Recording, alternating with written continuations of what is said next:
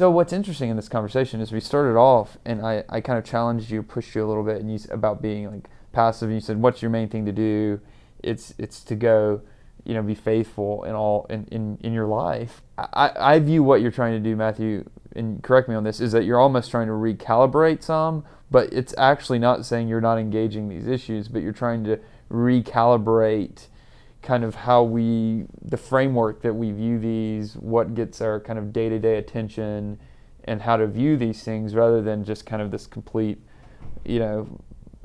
disengagement from them. Would you say it's an engagement starting off at a very local level?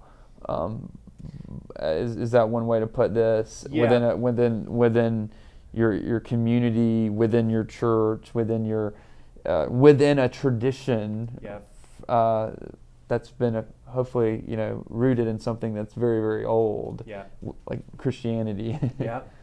I think that's a really good way of distilling what I'm trying to say, and it's also an approach to the world that's really attentive to our emotions and the kinds of things that awaken our emotions.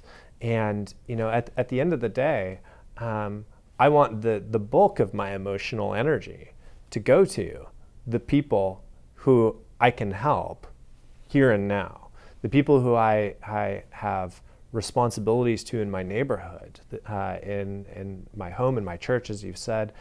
And so much of the information saturation that we have about the world pulls our emotions, pulls our affections in directions that we can't act on in quite the same way that we can act on with our immediate friends and our families and so on. And I worry that that really does distort our witness in ways that we don't quite recognize, and it takes us away from the people who are here and now that we can serve face to face. But you can tell. I mean, the gravitational pull of these issues and the gravitational pull of everyone's talking about them, I've got to talk about them, is so immense that it's very hard to resist. And I am trying to get better at resisting it.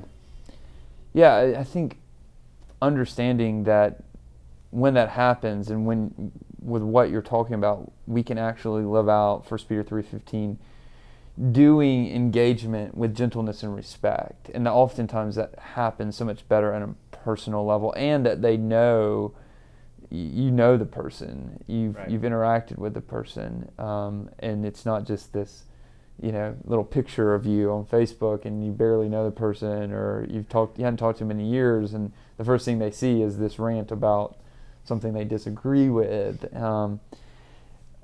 So I think that's just but I want to add this, but talking about First Peter was under no illusion that this would mean everyone's going to jump on board and life would be easier. Right. So it's in the context of suffering, and just because we're gentler, we're respectful, we have a different tone, doesn't mean all of a sudden that everyone's just going to agree with our point of view. Culture's going to change. That's right. Just like that. But it starts with simply being faithful to what you see.